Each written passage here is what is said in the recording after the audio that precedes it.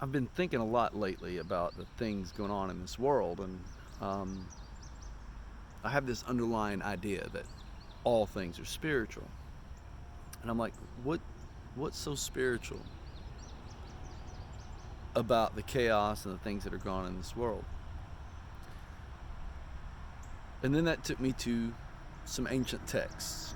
For example, in the Genesis poem, during the creation, one of the things that you see that happens is God will create, and at the end of the day, he'll step back and say, it is good. And then he'll create, and at the end of the next day, he'll step back and say, it is good. And he does this all the way through except for day 2, and we can get into that another time and we'll talk about that. But finally, after he creates man, he steps back and looks at all that he's created, and he says, it's very good. He didn't say it's perfect. He said it's very good. And you got to sit there and wonder, well, wait a minute, you're God. You're creating. Well, why didn't you just make it perfect? Well, part of the teaching there is that he left room for improvement. He left room for growth.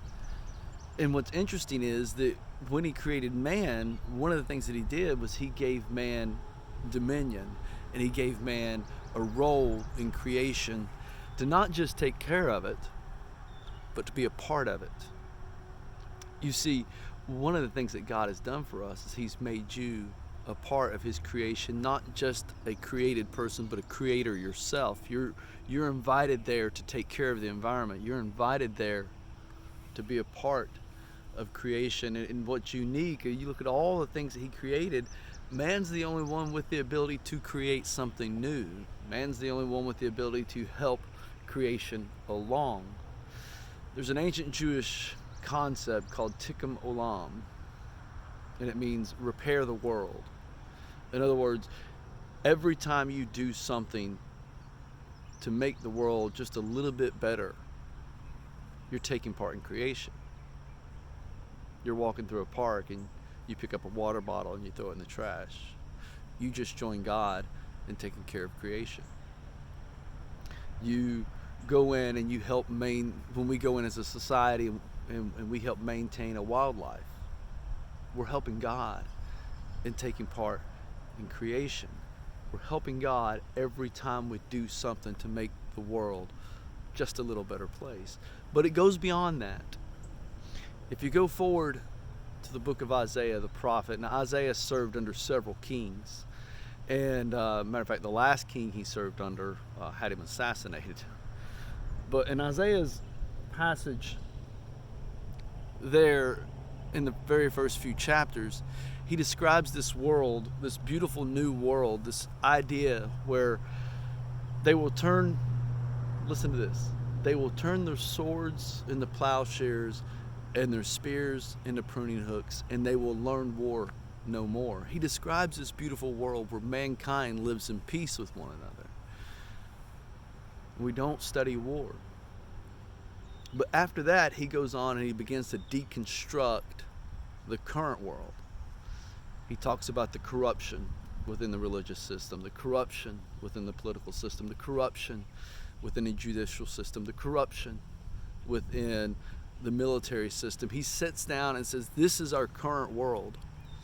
And let's take a good hard look at what's wrong with it, the injustices that are taking place. And what we can learn from that is we can't get to that better world, that world where we live in peace, that world where we know no more war, that world where justice is finally being served, that world where greed and corruption is gone, until we're ready to identify the problems with this world. If anything, at this point in time, those problems are coming front and center. And the problem is we're taking sides. It's an either or. You're either for me or you're against me. And Isaiah says, no. Let's name what's wrong. One of the passages that I like, and I think it's in chapter 5, is when he's talking about the judicial system. And he says, your orphans and your widows cannot get justice. I'm paraphrasing that. But think about what's going on in our judicial systems. Think about the injustices that are taking place. For example, you commit a low-level, nonviolent crime. You're incarcerated. You have to stay in jail until your court date unless you can post bail, which is usually exorbitant. And then once you get to court, which if you can afford a, hey, how you doing? If you can afford a attorney, that's expensive. And if you can't, well, then you go at the mercy of the court, and whatever they decide, which usually includes some more incarceration and higher fees and a lot of prohibitions against you that prevent you from making a better life. That's wrong. Why are we doing that? Look at the corporate greed in this country. I'm all for companies making money. I mean, that's what they're there for. But when CEOs continually getting these huge bonuses and the average worker's getting nothing, something's wrong. I'm not saying the government needs to get involved there, but the board of directors needs to step back and say, wait a minute, what's wrong here? We're making all this money. Why can't we take this back to our workers and make them a better life? Why can't we do a little tikkun olam for them and make their world just a little better place?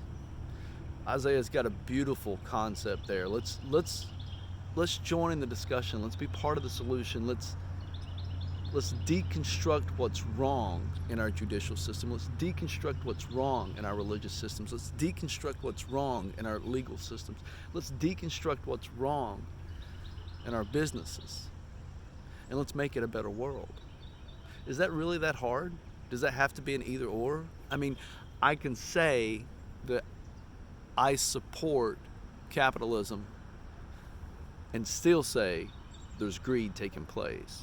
I can say I support law enforcement and still say there's problems within the justice system.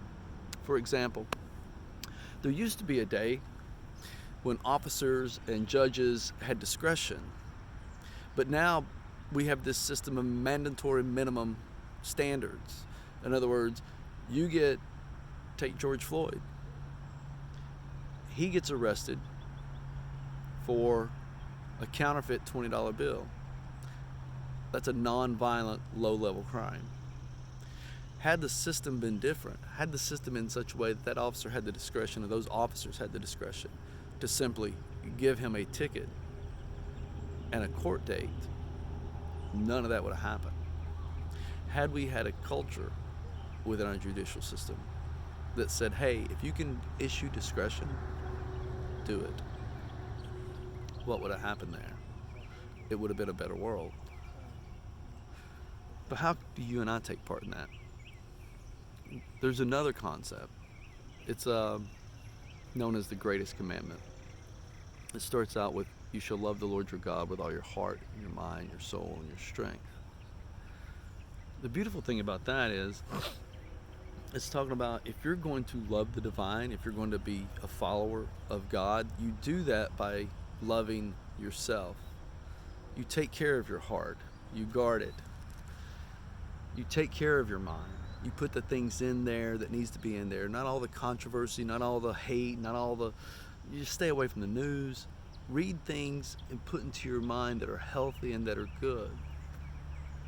You take care of your soul. You get that rest. You seek that solace. Maybe you meditate and you pray. You take care of that.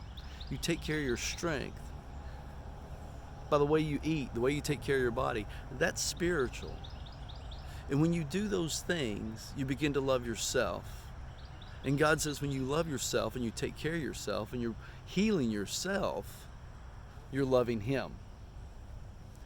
But then there's a second commandment that's found in Leviticus that says love your neighbor as yourself. Imagine what would happen if when we got into conflict, when we got into disagreement, we looked at our neighbor and we thought, okay, wait a minute, if this was me, how would I love me in this moment? Because their story is my story. Their struggles are my struggles. If we took the time to say, okay, wait a minute, yeah, that person did something wrong, but how did they get there? Let's take drug offenses. I heard a story the other day about a young man who was sexually abused growing up. His family didn't have the wherewithal to get him the resources, and obviously he didn't seek it out either. I mean, he's sexually abused as a young man, so he turns to medicating himself through the uses of drugs. That in turn draws him into the legal system, and that just becomes a spiral. Did you know that the largest mental institutions in the United States are our jails and prisons? They're not getting help there. What if we had a system that said, okay, he's been arrested on drug charges, maybe we should do an evaluation, maybe it should be psychological, maybe it should be physical, but maybe we should ask ourselves, how did he get here? And instead of punishing him for the crime as harshly as we do, maybe we should say, what can we do to help him as a society? What can we do to heal him? What if our judicial system looked more like that? That's loving your neighbor as yourself. That's making the world just a little bit better place. That is taking part in creation. Now, you don't have to do anything big like that. Maybe you're not an influencer in the judicial system. Maybe you're not an influencer in the political system. Maybe you're not an influencer on the board of directors for a company, and you're like, well, but I still want to join God in creation. What are some things I can do? I'm not a pastor. I'm not an author. I'm not this big speaker. How do I make the world just a little bit better place? Well, one, you start with you. You make your world a little bit better place. And once you make your world a little bit better place, that starts to spill out into other people. For example, it could be a small child and you just get them ice cream. You made their world just a little bit better of a place. Maybe it's someone who's having trouble with their car and you can fix it, or you can at least put some money toward it. You've made the world just a little bit better place. Maybe there's a charity that supports clean water someplace in the world and you decide, I want to be a part of that. You've just taken part in Tikkun Olam. You've helped repair the world. You've just joined God in creation. You've just did what Isaiah did, and you've identified what was wrong, you've named it, and you've done something to make the world just a little bit better of a place.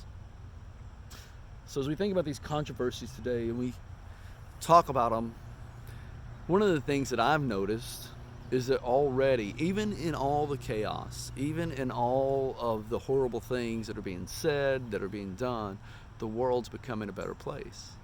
Look in Kentucky. After the killing of Breonna Taylor, they've gone in and decided no-knock warrants is not how we police. Other police stations are looking at chokeholds, and they're down in Chattanooga, Tennessee. They just implemented a policy that requires a police officer to intervene. They've made the world just a little bit better of a place. Now, has it fixed everything? Are we to the point that Isaiah prophesies where we've turned our swords into plowshares and our spears into pruning hooks? No, we're not. We've got a long way to go. We've got a lot more to deconstruct. We've got a lot more to say, hey, this is wrong.